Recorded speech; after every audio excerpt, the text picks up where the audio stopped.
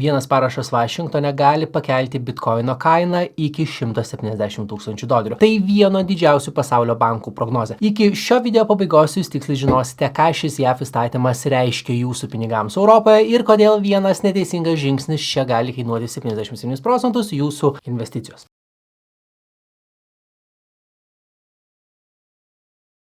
15 metų bitcoin egzistuoja, o Amerika iki šiol neturi aiškaus rašto, kuris pasakytų, kas tai yra – prekė ar vertybinis popierius. Šiandien tai keičiasi. Clarity aktas pirmą kartą perskelia priežiūrą. Investicinio pobūdžio skaitmeninius aktyvus prižiūrės SEC, o prekės pobūdžio aktyvus tokius kaip bitcoin prekių komisija CFTC. Štai kodėl tai svarbu. Paimkime XRP kriptovaliutos pavyzdį, tai viena pagrindinių kriptovaliutų. 5 metus jinai gyvavo teisminio proceso šešėlyje. Kai 2026 metų kovą reguliatoriai paskelbė, kad XRP yra prekė, tai buvo tik interpretacija. Kita administracija galėtų ją atsukti ir pakeisti per naktį. Clarity aktas tai įrašytų į federalinį įstatymą. Skirtumas tarp interpretacijos ir įstatymo, kaip skirtumas tarp žodinio pažado paskolinti ir pasirašytos kredito sutarties. Bet ar tai tikrai įvyks? Polymarket platforma, kur žmonės realiais pinigais lažinasi dėl įvykių, tikimybė, kad Clarity aktas bus pasirašytas iki 2026 metų pabaigos yra apie 67%. Baltieji rūmai siekia parašo iki Liepos 4 dienos Amerikos 250-ųjų metinių gimtadienio proga. Ir yra dar toks galimai labai netikėtas posūkis, kuriuo gali viskas nuvažiuoti. Jeigu balsavimas užstrigtų, kiti įstatymų prioritetai gali nustumti Clarity aktą iki netgi 2030 metų. Taip įspėjo JAV senatorė Cynthia Lummis. Tai metai laukimo arba Liepos 4 diena. Tarp tų dviejų variantų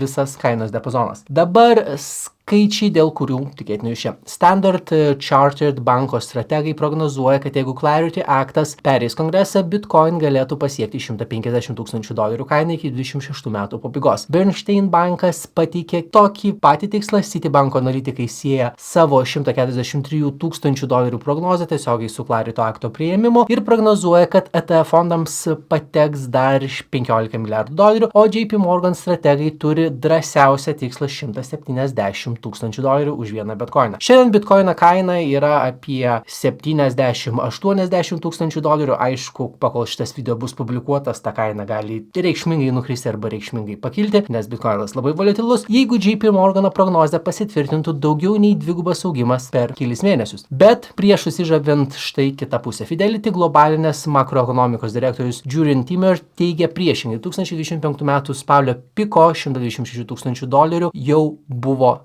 ciklinė viršūnė, tai ta kaina jau buvo ciklinė viršūnė. Pasak jo, 2026 metai bus stabilus apie $65–75,000 zonoje. Du skirtingi pasaulio matymai. Pirmas staigus šokimas, antras ilgas plokščias rožas. Niekas tiksliai nežino, kuris išsipildys. Bet palaukite, mes gyvename Europoje, ko čia dėtas amerikiečių įstatymas. Atsakysiu paprastai, pasaulinės kripto rinkos kainos formuoja JAV likvidumas. Spot Bitcoin ETF fondai JAV jau valdo apie $105 milijardus.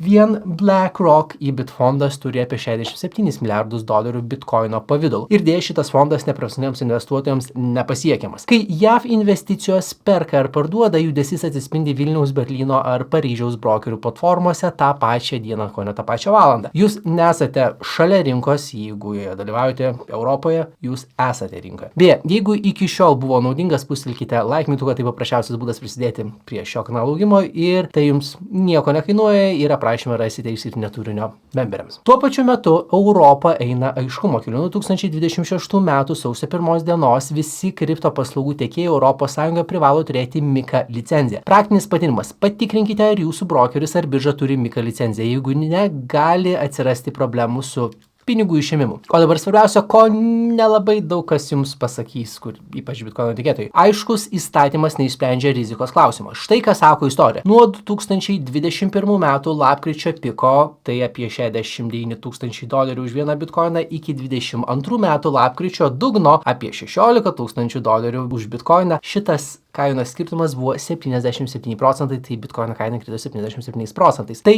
modelis, kuris kartojasi. Pažiūrėkime, ką tai reiškia praktiškai. Klausimas, ar verta investuoti visą turimą sumą iš karto? Atsakymas yra toks, kad priklauso nuo to, kaip atrodytų kritimas. Jeigu investuojate 1000 eurų ir kaina krenta 70%, jūsų sąskaitoje liks 300 eurų. Kad atgautumėte tą 1000 eurų, kaina turi pakilti ne 70%, o apie 230%. Matematika, kurios nelabai kas įgarsina. Tai ką daryti?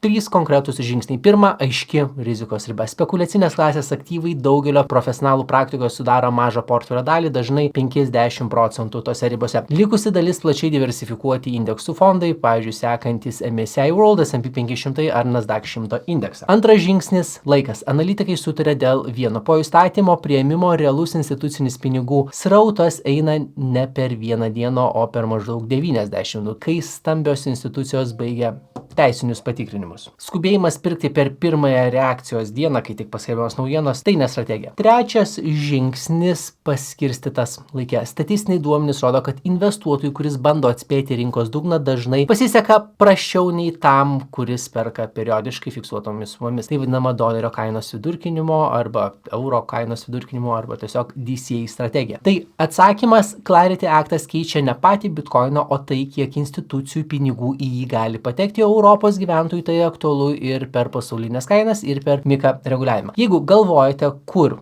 dėti pinigus, kur investuoti ir kaip pradėti su maža suma, turiu video, kuriame parodau tikslų planą su 200 eurų per mėnesį suma. Pasimatom ten. Taip pat, jeigu dar tik planuojate pradėti investuoti arba jeigu jau investuojate, galite gauti iki 20 akcijų dovanų nuo šio video rėmėjo Freedom 24, kuris taiko vienus mažiausių mokesčių investuotojams Europoje. Brokeris licencijuotas, investuotojų pinigai draudžiami iki 20 000 eurų, užsiregistruosite per 10 minučių. Užsiregistruoti ir sužinoti daugiau apie dovanojamas akcijas. Pradėjus investuoti galite paspaudus ant nuorodos aprašyme. Nepamirškite like mygtuko ir klausimus rašykite komentaruose ir pasimatom kitame video.